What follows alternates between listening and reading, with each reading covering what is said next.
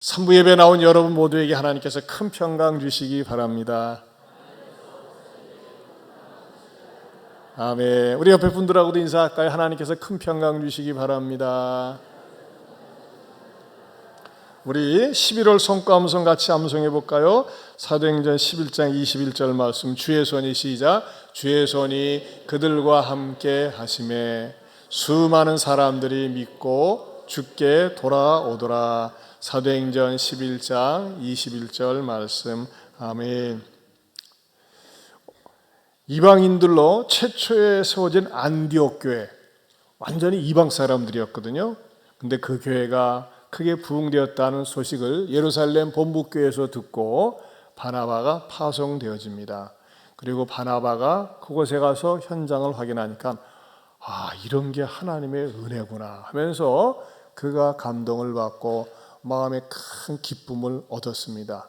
그러나 그것으로 끝나는 것이 아니라 그는 영적인 리더, 지도자였기 때문에 그들을 놓고서 어떻게 했습니까?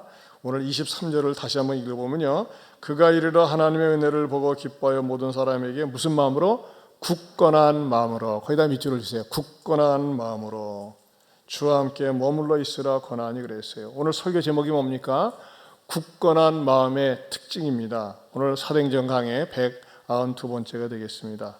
여러분, 굳건한 마음에는 특징이 있습니다. 우리 주변에는요, 당신 이렇게 우유부단해, 이렇게 마음이 약해. 어떤 사람은요, 정말 감정 변화가 너무나 심하고 들쑥날쑥하고 말이죠, 믿지 못할 변덕이 심한 아주 다양한 종류의 사람들이 있습니다. 그러나 여러분, 우리가 어떤 사람을 만나면 안정감이 있고 어떤 사람을 만나면 신뢰가 되어집니까?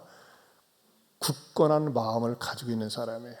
이건 신앙생활도 마찬가지입니다. 신앙생활도 아주 다양한 종류의 마음들이 있는데 오늘은 특별히 굳건한 마음을 어떤 특징을 가지고 있는지 말씀을 드리고자 합니다. 첫 번째는요, 굳건한 마음은 방심하지 않는 마음입니다. 방심하지 않는 마음. 여러분, 방심이라는 게 무슨 뜻일까요? 방심이란 말은 긴장이 풀려 마음을 다 잡지 않고 놓아버린 상태를 방심한 마음이라고 합니다. 여러분, 우리가 인생을 살면서 어느 정도 건강한 긴장은 건강에도 좋고 그 사람을 살아가는데 아주 어떻게 합니까? 알차게 만들어 갑니다. 우리가 신앙생활도 이 방심한 상태로 놓이시면은 마귀가 말이죠, 우리의 믿음 상태를 허물어뜨리려고 침투하고 공략해서 말이죠, 내 믿음을 빼앗아 갈 수가 있다는 사실을 여러분들이 잊지 말아야 됩니다. 우리가 하나님의 자녀이지만 교회를 오래 다닌 지 얼마 되지 않았던지 간에 나의 정체성, 나는 하나님의 자녀다, 나는 하나님의 백성이다 라고 하는 사실을 늘 잊지 말고 잃지 말고 살아야 됩니다. 그렇지 않고 방심한 상태로 세상에 빠져 있으면 어느 순간에 내 믿음의 정체성을, 하나님의 자녀됨을 잃어버리고 다시 세상으로 돌아가고 또 막상 말이죠, 크게 엄청나게 통곡을 하고 후회해도 그것을 회복시킬 수 없는 그런 상태까지도 빠질 수 있음을 성경에서는 보여주고 있습니다. 누구를 통해서요? 에서 교인. 한번 따라서 합시다. 에서 교인. 에서 교인이 대표적으로 그런 사람입니다. 에서는 태어나면서부터 맏아들이었고 장자였습니다. 그런데 그는 이상하게 늘 바빴어요. 사람들한테 인기도 많았고 늘 분주했습니다. 그런데 그는 굉장히 부유했습니다. 자기가 선대로부터 물려받은 목축업을 하면서, 그러면서도 심심풀이로 그의 여가 활용으로 주로 무엇을 했느냐? 사냥을 하면서 다녔습니다.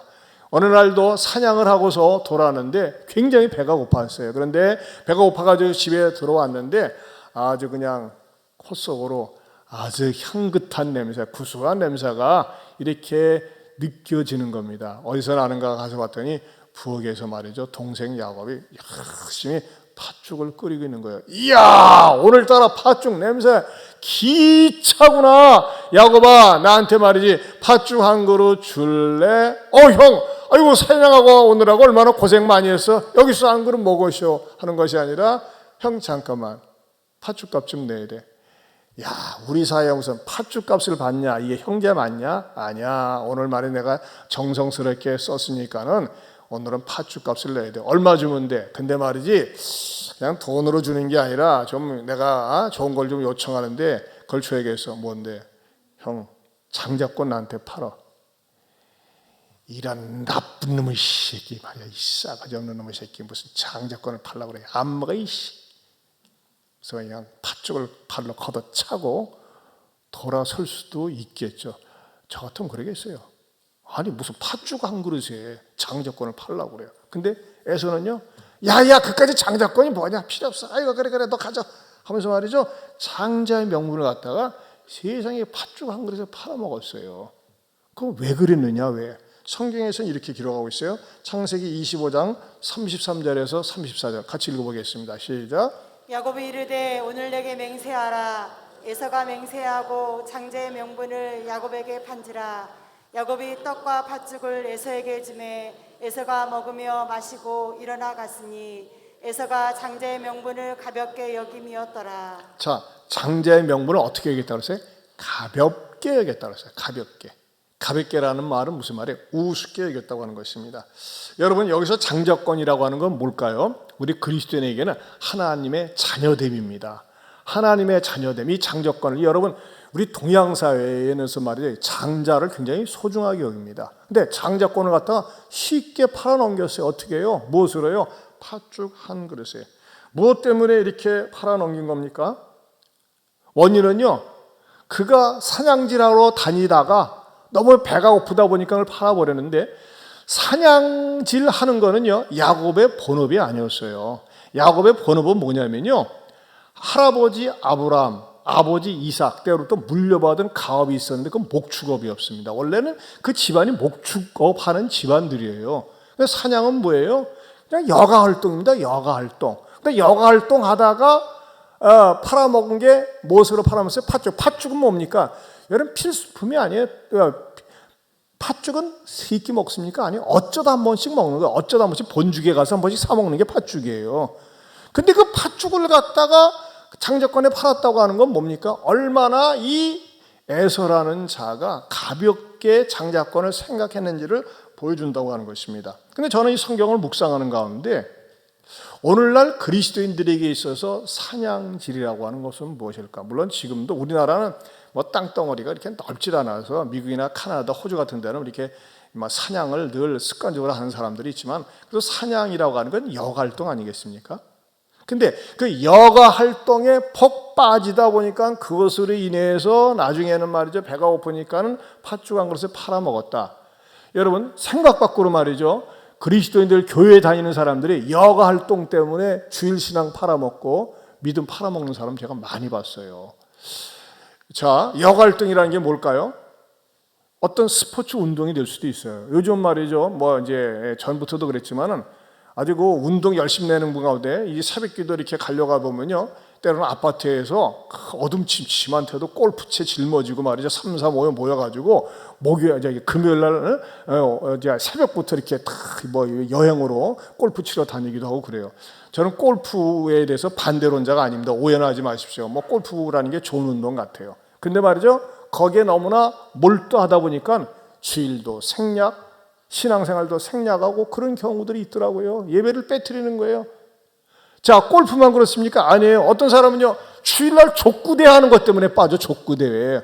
어떤 사람 말이죠, 야구하는 것 때문에 빠지고 축구하는 것 때문에. 여러분, 운동 경기라는 건 뭡니까? 운동이라는 건 나쁜 거 아니에요. 그러나 말이죠, 그런 운동 때문에, 여가 활동 때문에, 여가 선용 때문에, 또는 모임 때문에, 만남 때문에, 구경 다니는 것 때문에 이렇게 예배 생활을 빼앗기는 거, 그것은 뭡니까? 신앙을 좀먹고 신앙을 갉아먹는 행위가 된다고 하는 것입니다. 옛날에 그런 노래 있었어요. 한 번 보고 두 번 보고 자꾸만 보고 심네, 한 번 빠져 두 번 빠져 자꾸만 빠지게 되네. 똑같은 거예요. 그렇죠? 한 번 빠지고 두 번 빠져보세요. 처음에는 좀 미안하고 그래요. 근데 시간이 지나면서 말이죠, 아무렇지도 않고 그러면서 신앙생활을 갖다가 다 팔아버릴 수 있다고 하는 것입니다. 여러분, 저도 운동을 뭐 할 줄은 모르지만 운동이라고 하는 걸 귀하게 여깁니다. 그건 해야 됩니다. 하지만 거기에 너무나 몰두하는 나머지 하나님 앞에 예배드리는 생활을 소홀히 하는 것, 그것은 결코 올바른 행위가 아니고 점점 시간이 지나면서 예배 생활을 소홀히 하게 되면은 신앙생활을 소홀히 하게 되고 신앙생활을 소홀히 하게 되면 하나님 믿는 것에서 떠나게 된다고 하는 것입니다. 여러분, 정부에서는요 11월 1일자로 무엇을 얘기했습니까? 백신 접종 완료한 사람들은 예배에 제한이 없다고 발표했습니다. 그렇게 얘기했으면요 믿고 나와야지. 그런데도 불구하고 말이죠 이 온라인 예배에 습관적으로 드리는 사람이 있어요. 여러분, 이건 잘못된 태도입니다. 또 예배도 말이죠 3부 때 보면은요 3부 때 보면은 찬양이 예배예요. 찬양이. 근데 찬양 딱 끝나면 오는 사람이 있어요. 그건 예배가 아니에요. 예배가. 여러분, 영화관도 안 그러잖아요. 영화관도 말이죠 앞에 끊고 중간쯤에 들어갑니까? 아니잖아요. 근데 예배에 그냥 어쩌다 뭐씩 늦는 경우는 이해를 해요. 그런데 말이에요 습관적으로 딱 찬양 끝나면 와요. 여러분, 내가 누군지 알아요? 전말로 할 때 예배 시간 지키시기 바랍니다. 예? 제가 그분인 요 앞에 앉아있지 않기 때문에 제가 일부러 쳐다보지 않아요. 쳐다보면 미안할까봐. 근데 여러분, 내가 가만히 보니까 너무해. 한 번도 아니고 두 번도 아니야. 습관적으로 찬양 끝나면 와요. 그러지 마세요. 그건 올바른 행위가 아니에요. 하나님 앞에 복 못 받아요. 찬양 자체가 예배예요. 찬양은 하나님을 높이는 거예요. 그래서 여러분, 이왕이면 3부 때는 가능한 한 좀 더 일찍 오셔가지고 하나님 앞에 정성스럽게 찬양을 부르며 하나님의 임재를 맛보고 은혜를 맛볼 수 있기를 축원합니다.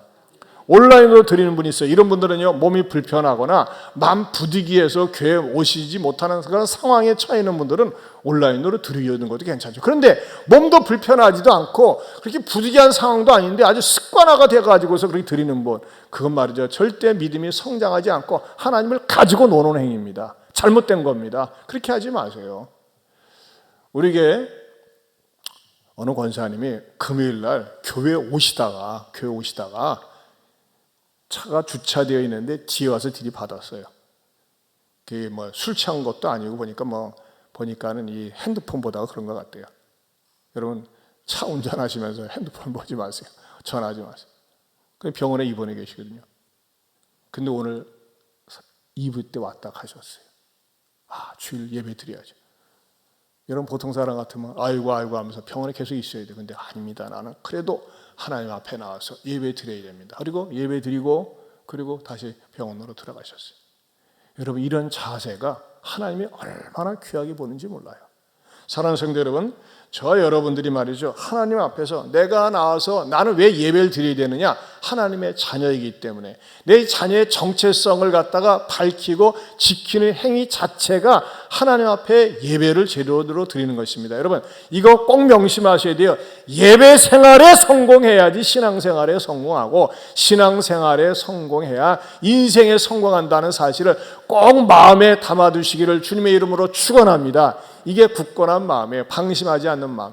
여러분, 방심하다가 나중에 에서는 얼마나 통곡을 했는 줄 알아요? 이것에 대해서 유진 피터스는 말이죠 그가 쓴 성경에서 말이죠 너무나 이 현대 언어로 적나라하게 이렇게 표현하고 있어요. 히브리서 12장 16절에서 17절 같이 보겠습니다. 시작. 에서 증후군을 조심하십시오. 잠깐 동안의 욕구 충족을 위해 평생 지속되는 하나님의 선물을 팔아넘기는 일은 없어야 합니다. 여러분도 아는 것처럼 에서는 나중에 자신의 충동적인 행동을 뼈저리게 후회하고 하나님의 복을 간절히 원했습니다. 하지만 때는 이미 늦어서 아무리 울고불고 해도 소용이 없었습니다. 네, 이미 뱉은 말. 그래, 너 가져. 네, 너 가져. 팥죽 한 그릇 팔아넘기고 나서는요 되돌이킬 수가 없었어요. 평생 후회를 하고 살았어요. 여러분, 신앙생활을 말이죠 열심히 해가지고 어느 정도 정상까지 오르는데 굉장한 시간이 걸려요. 그러나 추락하는 거는 말이죠 삽시간에 추락하는 거예요. 그런 의미에서 여러분, 무슨 일이 있어도 어떤 일이 있어도 여러분의 믿음의 정체성이 하나님 자녀됨의 정체성을 잃어버리지 않기 위해서 예배를 목숨처럼 귀하게 여기면서 정말 굳건한 강건한 그리스도인 될 수 있기를 축원합니다. 굳건한 마음의 특징은요, 두 번째는요, 심지가 굳은 것입니다. 심지가 굳다. 마음의 뜻이 굳다는 것입니다. 여러분, 유약한 사람은요, 심지가 약한 사람은 어려운 환경을 이겨내지 못합니다. 그 환경에 침몰하게 됩니다. 그리고 환경의 물결에 휩쓸려서 인생을 망칠 수가 있습니다. 여러분, 그 속에 심지가 굳은 사람은요, 송사리는 조그만 거지만 피라민 조그매지만 물을 역류해서 올라갑니다. 그러냐 널빤지는요 아무리 커도 그 속에 생명이었기 때문에 흘러내리다가 이리 부딪히고 저리 부딪히면서 산산조각이 나지 않습니까? 여러분, 심지가 굳은 사람은 아무리 세상이 험하고 어렵고 환경이 어렵다고 할지라도 그 중심이 바르게 섰기 때문에 의롭고 선한 목적을 이뤄내는 주인공이 된다고 하는 것입니다. 그 대표적인 사람이 누구였을까요? 에스더였습니다. 에스더.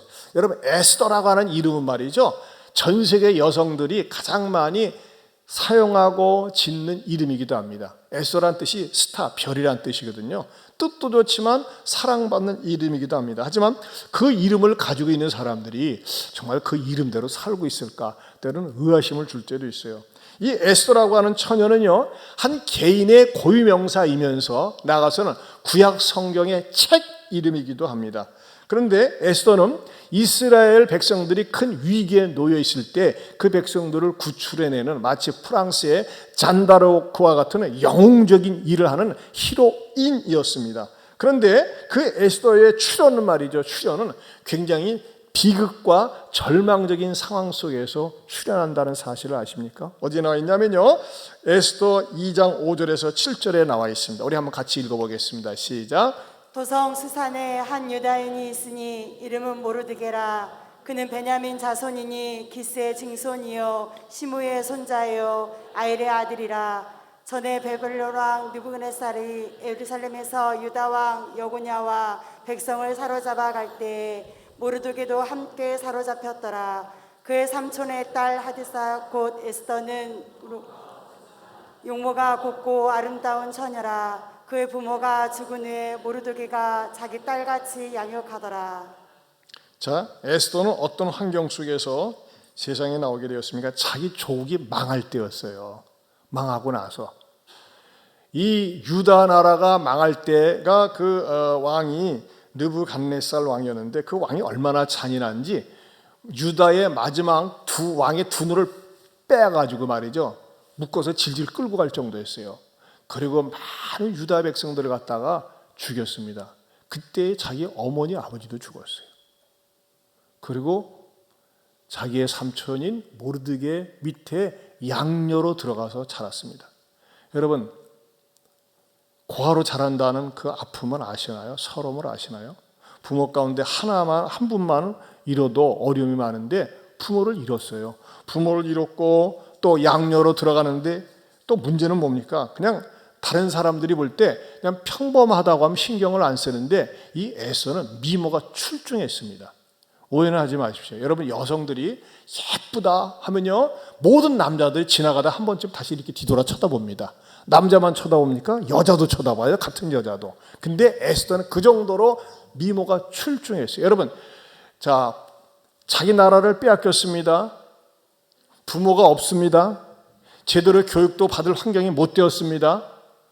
그런데 얼굴은 이뻐요. 그럴 때 남자들이 얼마나 유혹을 하려고 할 것이고 얼마든지 몹쓸 짓을 할 수도 있었잖아요. 그런데 에스더는 어떻게 합니까? 철저하게 자기 자신을 지킵니다. 유혹에 넘어가지도 않았고 자기 자신을 지켰어요. 마치 창세기에 나오는 요셉처럼 굳건하게 심지가 굳은 마음을 가지고 살았습니다. 그래서 마침내 그 나라의 왕비를 뽑을 때에 수십만 명의 처녀들을 대상으로 해서 조사하고 심사하고 확인하면서 마침내 왕비로 그 에스더가 선출되지 않습니까? 그의 교양과 지성과 미모, 특별히 영성을 가지고서 그는 그 아술의 왕의 왕비가 됩니다. 그런데 어떤 일이 일어납니까? 위기가 일어납니다. 그 하만이라는 자가, 아말렉 족속 출신의 하만이라는 자가 모르드게가 인사하지 않는 것 때문에 모르드게와 관련된 유대인 전 민족을 갖다가 전멸시키고자 이 방을 써서 붙이도록 왕의 허락을 받았습니다. 그때 모르드게가 왕비가 되었던 에스더에게 찾아가서 우리 민족이 이렇게 절멸 위기에 놓여 있으니까 네가 왕비가 되었으니까 왕한테 가서 우리 민족을 살려달라고 청혼을 하라고 합니다. 그때 에스더가 죄송합니다. 왕 앞에 나가는 것은 왕의 명이 있을 때만 나가는 것이지 그냥 왕의 허락도 없이 나가다가는 참사를 당합니다. 나갈 수가 없습니다. 그렇게 얘기를 합니다. 그랬을 때 네가 이 왕비가 된 것은 이때를 위함이 아니냐 하면서 모르드게가 간곡하게 권면하니까 이 에스더가 그야말로 오고 가는 시대에 결단의 선을 합니다. 어떻게 결단합니까? 에스더 4장 16절입니다. 같이 보겠습니다. 시작. 당신은 가서 수산에 있는 유다인을 다 모으고 나를 위하여 금식하되 밤낮 3일을 먹지도 말고 마시지도 마소서.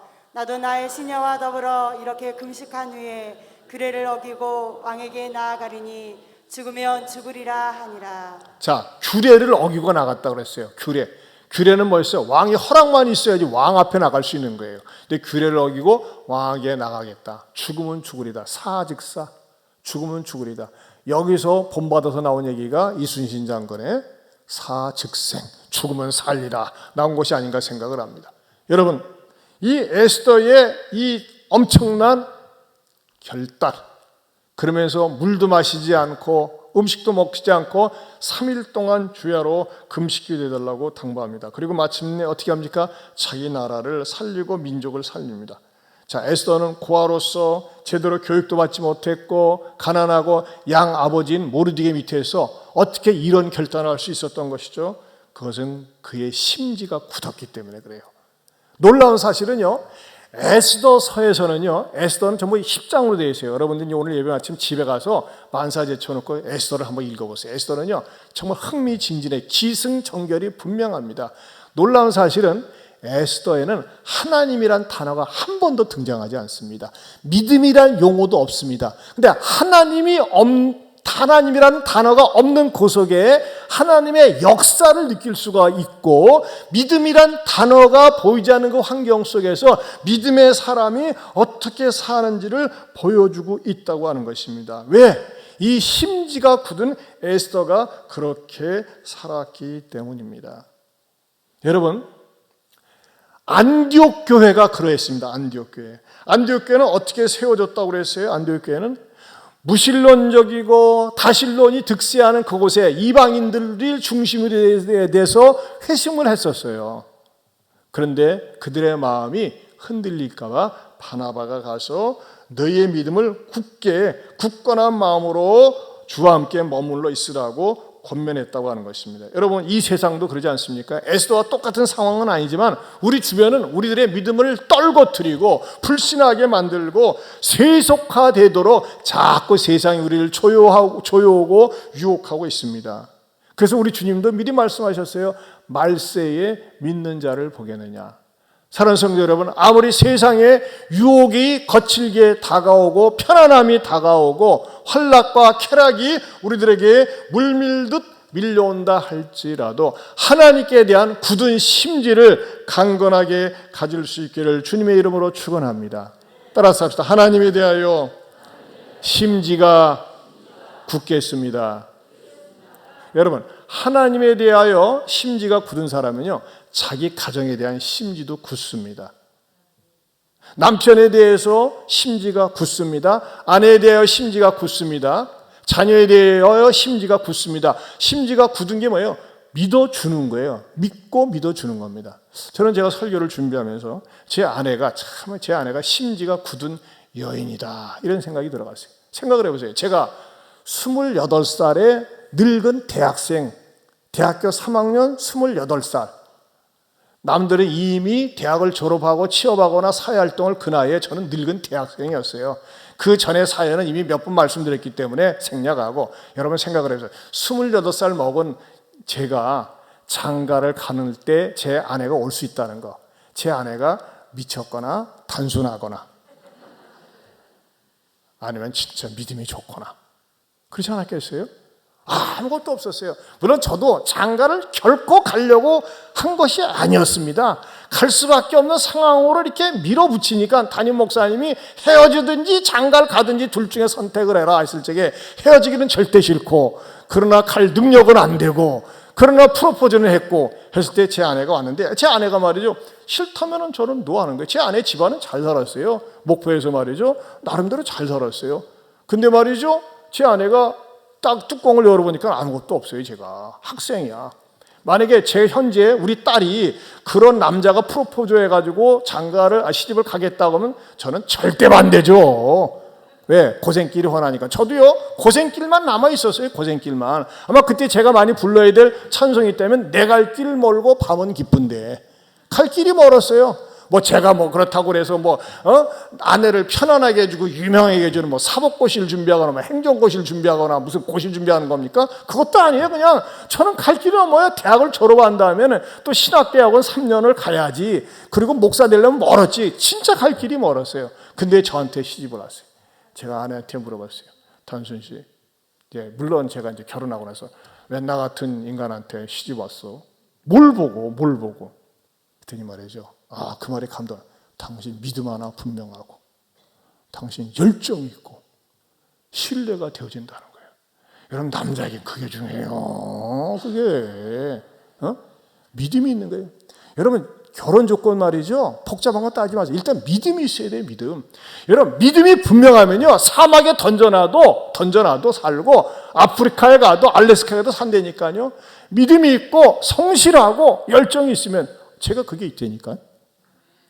안 믿나 보네.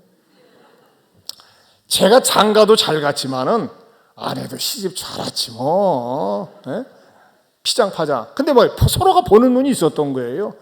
자, 제가 저를 자랑하려고 하는 게 아니라, 저는 자랑할 게 정말 아무것도 없습니다. 하나님의 은혜가 아니면 있을 수가 없는 일들이 너무나 많이 일어났기 때문에. 그러나 하나님의 은혜이면서도 내가 순종하는 게 있었어요. 저는 말이죠, 정말 하나님의 은혜가 아니면 살 수 없을 만큼 늘 기도 힘쓰며, 정말 대학에 들어가서도 말이죠, 정말 아침에 별 보고 출근하다시피 가서 저녁 때 달 보고 올 정도로 미친 듯이 공부를 했고, 틈나는 대로 또 알바를 하면서 말이죠, 정말 그냥 공부를 제가 생각할 때 지긋지긋하게 한 것 같아요. 그래서 공부를 남들은 박사학위 안 하냐고 그러는데, 저는 대학교 4년 또 신대원 7년 다니면서 너무너무 많이 해가지고 그냥 이 독학으로 해도 얼마든지 될 것 같은데 뭐 굳이 박사학위냐. 저는 박사보다는 말이지 그냥 7년 공부하고 혼자서 이렇게 셀프 메이드로 공부하는 것이 좋다 해가지고서 이렇게 하는데, 좀 박사에 대한 그 연연이 없어요. 그냥 목사로 좋습니다.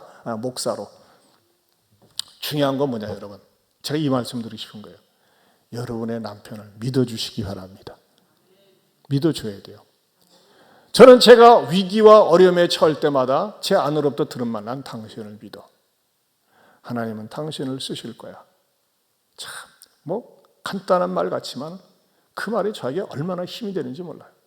따라서 나는 당신을 믿어. 하나님은 당신을 쓰실 거야. 여러분의 남편이 현재 믿음이 없어도 그런 얘기를 하세요. 하나님은 당신을 쓰실 거야. 여러분, 이것은 부부지간에만 해당됩니까? 아내에게도 당신은 귀한 여인이야. 나에게 둘도 없는 아내야. 자꾸 고백을 하고, 또 자녀들에게도 하나님은 너희들을 귀하게 쓰실 거야. 존귀하게 쓰실 거야. 자꾸 축복하면서 메시지를 전할 때 이렇게 말이죠, 심지가 굳은 마음을 가지고 자녀들에게, 남편에게, 아내에게 얘기할 때 그 심지가 굳은 대로 하나님께서 써주시리라 믿습니다. 여러분, 심지가 견고한 자는 흔들림이 없는데 하나님이 주시는 마음의 무형의 축복이 있어요. 그게 뭘까요? 이사야 26장 3절입니다. 같이 보겠습니다. 시작. 주께서 심지가 견고한 자를 정경하고 평강하도록 지키시리니 이는 그가 주를 신뢰함이니이다. 심지가 견고한 자를 지켜주시는 게 있어요. 뭐예요? 평강으로 지켜주신다는 거예요. 사람이 불안하면 뭘 못하잖아요. 근데 평강을 주시는 거예요.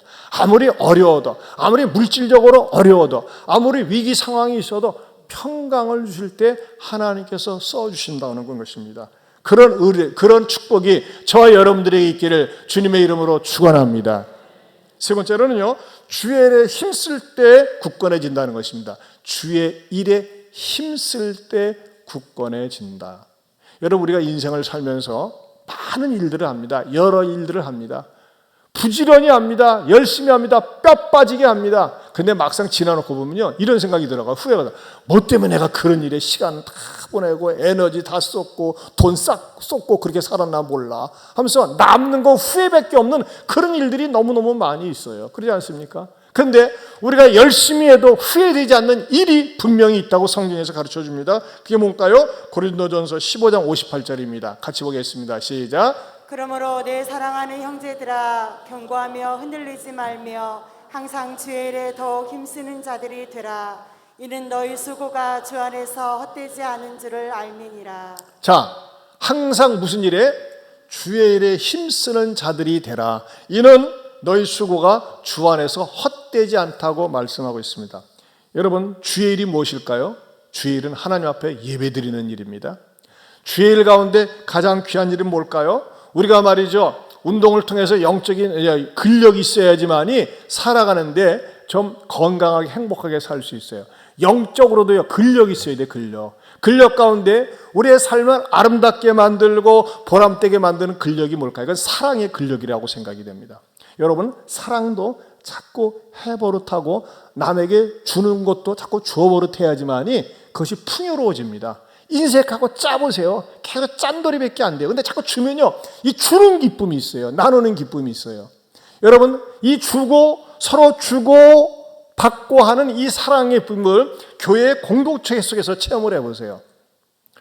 자, 여러분들이 구역 모임이나 또는 교사 모임이나 찬양단이나 교회 안에서 서로 어울리면서 사랑을 주고받고 함께 웃고 함께 우는 그런 공동체 속에서 살면요, 항상 사랑의 마음이 있어요. 반가운 사람이 있어요.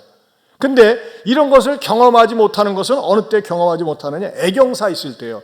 애경사가 있을 때 말이죠, 우리들이 문자를 보내고 그러는데 사람들이 찾아오지 않아요. 그럴 때 왜 우리에게 문상을 안 옵니까? 여러분, 절대 원망하면 안 됩니다. 그건 뿌린 대로 거두는 거예요. 내 사랑의 씨앗을 뿌렸으면 사랑의 씨앗을 뿌린 대로 사랑의 열매를 거둘 수 있게 되는 것입니다. 여러분, 그런 의미에서 저와 여러분들이 이 사랑을 뿌리고 사랑을 나누는 사랑의 이 근력을 키우는데도 여러분들이 열심히 참여할 수 있기를 축원합니다. 구역에 들어가세요. 구역에. 공동체에 들어가세요. 어느 봉사기관이라도 들어가세요. 여러분들이 나도 어느 공동체에 들어가고 싶습니다, 이 원하는 분들은 교육자들한테 물어보세요. 얼마든지 여러분들을 갖다가 연결시켜 드릴 수 있습니다. 더 나아가서는요, 우리가 영역을 길러야 돼요. 영역이라는 건 뭡니까? 영적인 지력입니다. 영적인 근력. 여러분, 우리가 신앙생활 하는데 하나님을 아는 것이 힘이에요. 아는 것이 세상적으로도 격언으로 힘이지만 우리 하나님을 아는 것이 힘이라고 그랬어요. 여러분, 무당이나 점장이는요, 그 사람이 어떤 인격을 가졌는지 어디 학교 나왔는지 물어보지 않습니다. 신통한지 방통한지 그것만 확인하면 돼. 그러냐, 우리 하나님은 그러길 원치 않으세요. 당신의 백성들이 당신의 하나님에 대해서 알기를 원하세요. 어디 나와 있어요? 호세아서 4장 6절을 보겠습니다. 같이 읽어봅니다. 시작. 내 백성이 지식이 없으므로 망하는도다. 내가 지식을 버렸으니 나도 너를 버려 내 제사장이 되지 못하게 할 것이요, 내가 내 하나님의 율법을 잊었으니 나도 내 자녀들을 잊어버리리라. 여러분, 하나님에 대해서 얼마나 아세요? 창조주 하나님에 대해서, 구원주 하나님에 대해서, 구속주 하나님에 대해서, 인도주 되시는 하나님에 대해서, 세상을 다시 심판하시는 심판주 되시는 하나님에 대해서 얼마나 아세요? 의외로 많은 사람들이 하나님에 대한 지식이 없어요. 그러다 보니까 말은 쉽게 넘어지고 쉽게 절망하는 거예요. 하나님께 대한 굳센 지식이 있는 사람은 절대 넘어지지 않습니다. 왜? 하나님이 나를 떠나실 이유가 없고 하나님이 나를 버리실 이유가 없다고는 분명한 지식을 갖고 있기 때문에 그렇습니다. 여러분, 이런 지식을 쌓는 계기가 있어요. 그게 뭡니까? 내일서부터 한 주간 동안 있는 특별 새벽 부흥회입니다.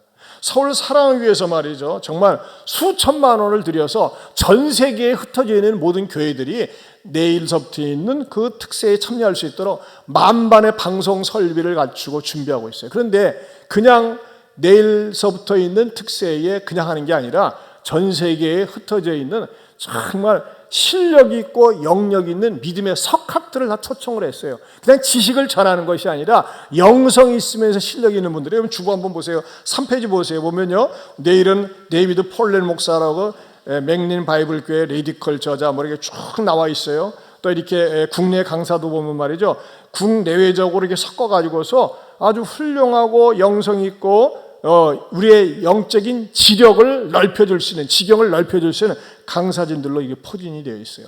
단순한 강사가 아니에요. 새벽 부흥회를 통해서 은혜를 끼치는 겁니다. 여러분, 서울 사랑교회에서 내일서부터 하는데 우리는 교회 본당에서 온라인으로 참여합니다. 이 교회에서 우리들에게도 요청했고 우리도 거기에 수용을 해서 팜플렛도 나눠드렸잖아요. 몇 시부터 합니까? 몇 시? 4시 반부터 합니다. 그래서 오늘 저녁부터요, 1주차장, 2주차장, 3주차장 주차장을 전부 차단을 했어요. 외부 못 들어오게. 저녁 때 되면 이 아파트 주변에서 우리 교회 주차장 쓰려고 난리잖아요. 근데 아니에요. 그렇게 되면 주일날 새벽 기도 때 들어오는데 어렵잖아요. 그래서 미리 차단을 해가지고서 못 들어오게 하고 우리 성도들이 예배 드리는데 와서 주차하는데 지장이 없도록 합니다. 여러분 평소에도 우리 교회에 주차하시는 분들은 말이죠, 좀 이렇게 새벽 기도 안 나오시는 분들은 다른 데다 좀 대주세요. 어떤 분들은 막 2대씩 계속 주차를 하는데 주일날 이런 데 좀 빼주시고 또는 특세 같은 데는 좀 이렇게 미리 빼주시면 좋겠어요. 그것이 교회와 협력하는 일이에요. 자, 이 특별 새벽 부흥회를 위해서 사랑을 위해서 이렇게 스팟 홍보 영상을 마련했는데 잠깐 보실까요? 뜨거운 기도와 찬양, 예배의 감격이 가득한 은혜의 저수지. 특별 새벽 부흥 예배를 통해 우리의 영과 육이 회복되는 역사가 이어져 왔습니다. 2021년 가을, 회복을 넘어 부흥의 진수를 경험하고 우리 모두가 뜨거운 부흥의 불씨로 일어서는 제19차 가을 글로벌 특별 새벽 부흥 예배가 시작됩니다. 이번 특별 새벽 부흥 예배는 해외 강사들의 온라인 말씀 영상, 국내 강사들의 현장 말씀 선포로 더 풍성한 말씀 축제가 될 것입니다.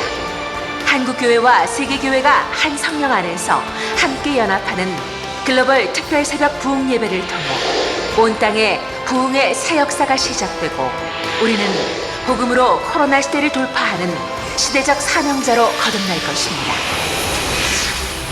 새벽에 하나님 앞에 무릎 꿇는 영가족들에게 하나님께서는 다윗의 장막에 임한 영광과 능력을 부어주시고 기도의 응답과 부흥의 새날을 허락하실 것입니다. 이 놀라운 거룩한 사판짜기의 현장 제19차 가을 글로벌 특별 새벽 부흥 예배에 여러분을 초대합니다.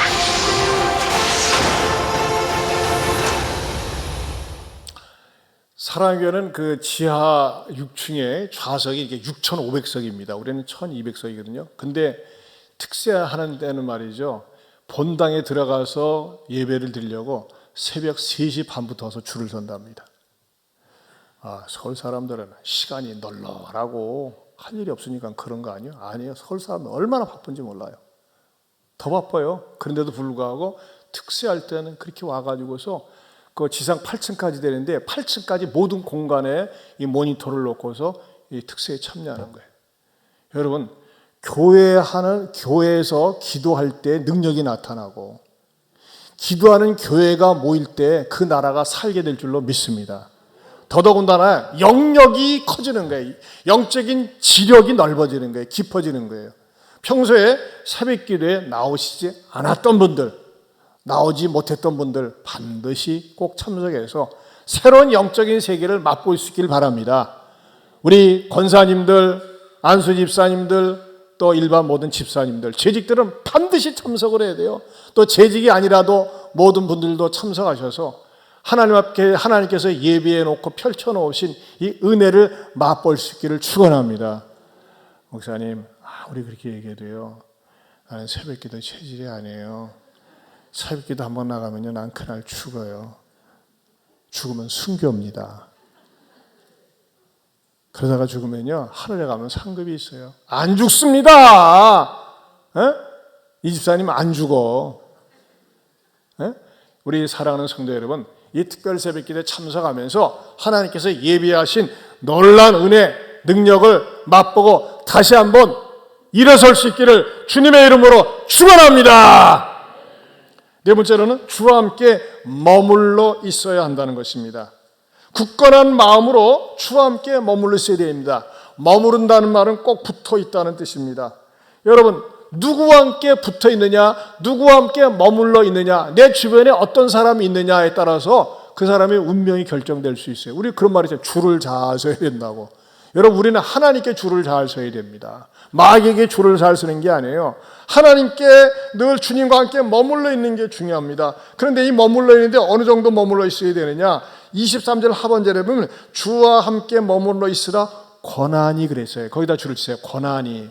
여기서 권한다는 그 헬라어는 파라칼라오라고 그래가지고 그 히브리 헬라어 시제가 미완료형인데 이 헬라어의 문법적인 미완료형은 반복과 계속의 동작을 얘기합니다. 반복과 계속이에요. 굳건한 마음이 어느 한 일순간만 있으면 안 되잖아요. 반복적이고 계속하면서 이 굳건한 마음이 주어져야 됩니다. 여러분, 이 헬라인으로 구성된 안디옥 교회에 이렇게 굳건한 마음으로 있다 보니까는 이 안디옥 교회를 통해서 예루살렘 교회를 통해서도 듣지 못한 최초의 아름다운 별명이 붙습니다. 그것이 무엇입니까? 26절 하반절에 보면 안디옥에서 비로소 그리스도인이라 일컬음을 받게 되었더라. 아, 진짜 저 사람들은 크리스찬이구나, 그리스도인이구나 라는 말을 듣게 되었다고 하는 것입니다. 얼마나 영광스럽겠습니까? 사랑하는 성도 여러분, 어떤 믿음이 강한 믿음, 좋은 믿음일까요? 굳건한 마음을 가지고 굳건하게 믿는 사람들입니다. 이런 사람들은 주님과 함께 머물러 있습니다. 이런 사람들은 참된 신앙이 될 수 있습니다. 이런 사람들은요, 설령 가난해도 좋다고 얘기할 수 있습니다. 병들어도 좋다고 합니다. 왜? 참된 부요함이, 참된 강건함이 그 마음에 가득하기 때문에 그렇습니다.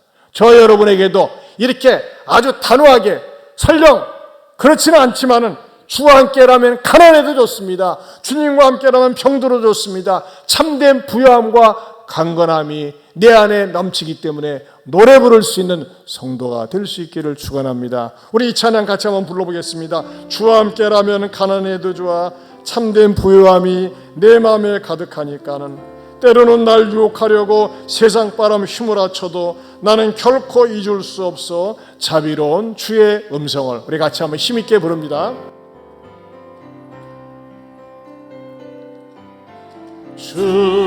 주와 함께라면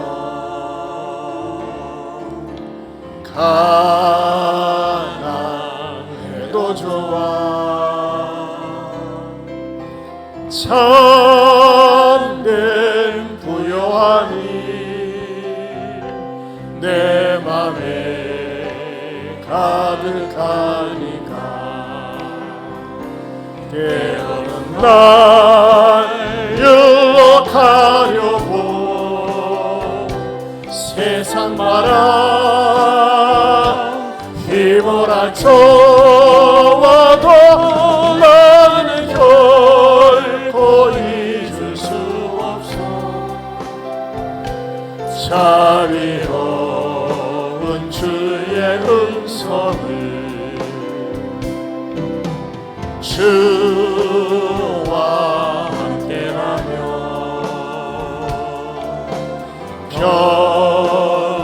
병들어도 좋아,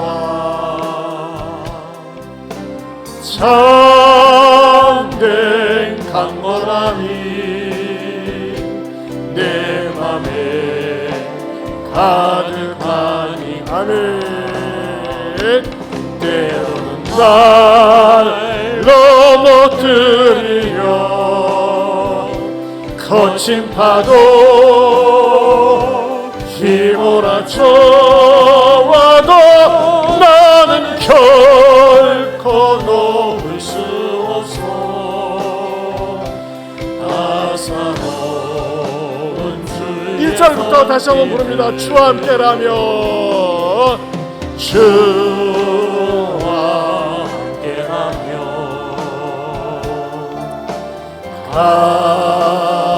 가난해도 좋아, 참된 부요함이 내 맘에 가득하니 아멘. 때로는 날 유혹하려고 세상 바람 휘몰아쳐와도 나는 결코 잊을 수 없어 자비로운 주의 음성을. 주와 함께라면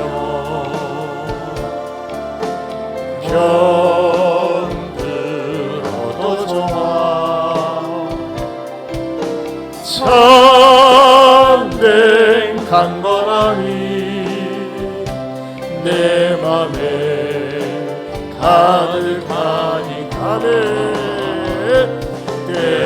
날 넘어뜨리려 거친 파도 휘몰아쳐와도 나는 결코 놓을 수 없어. 따사로운 주의 손길을 내 맘 아시는 주, 내 맘 아시는 주, 항상 함께 계셔. 약한 내 영혼을 위로와 능력 주신 아멘. 가난해도 병이 들어도 시련의 밤 어둡고 깊어도 나는 결코 떠날 수 없어. 아름다운 주의 나라를 주의 나라를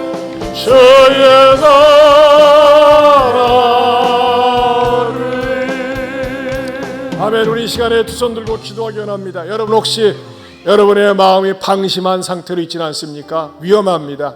하나님 굳건한 믿음을 허락하여 주옵소서. 심지가 굳기를 원합니다. 하나님 앞에 예배드리는 일, 서로 사랑하는 일, 봉사하는 일 놓치지 말게 해주시고, 특별히 주님과 함께 굳게 머무르기 위해서 또 이 가을을 맞이해서 가을을 보내면서 내일부터는 한 주간 특별 새벽 기도에 이 특별 새벽 부흥에 오고 가는 길 지켜주시고, 나도 모처럼 도전하여 정말 세계적인 믿음의 석학들을 통해서 이 믿음의 지경을 넓히고 영역을 쌓아가는 그 한 주간 나도 참여하겠습니다. 용기 주시고 담대함 주시고 또 체력도 주시라고 여러분 자신을 위해서 우리 주연본부로 간절히 기도합니다. 주여, 하나님 아버지 감사합니다. 고맙습니다. 오늘도 하나님께서 저희들과 함께 해주시고 말씀을 통해서 들려주시고 가르쳐주심을 감사합니다. 주님과 함께라면 가난해도 좋다고 고백할 수 있게 하여 주옵소서. 참된 부유함이 우리 주님께 넘치기 때문입니다. 주님과 함께라면 아버지 하나님, 정말 병들어도 어떤 상황 속에서도 낙심하지 않은 우리가 되게 해주시고 방심하지 말게 하시고 굳건한 마음과 믿음을 가지고 승리하게 하여 주시옵소서. 특별히 내일부터 있는 한 주간 특별 새벽 기도에 우리 호산나 찬양단 찬양으로 귀하게 섬기는데 우리 악기팀과 아버지의 찬양단 스윙어들 다 같이 참여하게 하시고 우리 모든 직분자들도 참석하면서 하나님 앞에 은혜 받게 하시고 우리 평신도들도 참여하면서 믿음의 지경을 넓히고 하나님을 알아가는 힘이 넓어지고 깊어지게 하여 주시옵소서. 하나님 아버지 감사합니다. 주님, 코로나 시대가 우리의 믿음을 넘어뜨리지 않도록 무너뜨리지 않도록 저들에게 굳세 믿음을 주심을 감사합니다. 그러나 아직도 유약한 가운데 연약한 가운데 있는 분들이 있습니다. 이분들도 일으켜 세워 주시옵소서. 자리를 박차고 나와서 하나님 앞에 현장에서 내 몸과 마음으로 온전한 예배드리는 예배자들이 되게 하여 주시옵소서. 주님, 특별히 내일부터 있는 한 주간 특별 새벽 부흥에 이 사랑하기 위해서 귀한 희생과 헌신을 해서 전 세계에 흩어져 있는 교회를 위해서 여러 가지 많은 치료를 하면서 헌신하는데 그 교회를 통해서 더욱더 영광과 찬송을 받아주시고 저들도 더불어서 내일부터 본당에서 드리는 이 특별 새벽 부흥회를 통해서 크게 도전받고 우리의 믿음이 매 지경이 넓혀지고 깊어지는 귀한 시간 되게 하여 주시옵소서. 이제는 우리 주 예수 그리스도의 은혜와 하나님 아버지의 변함이 없는 사랑과 성령님의 감화감동 교통하심의 은혜가 굳건한 믿음, 굳건한 마음의 소유자가 되겠노라고 마음에 다짐하는 모든 성도들 위해 영원토록 함께 있을지어다. 아멘.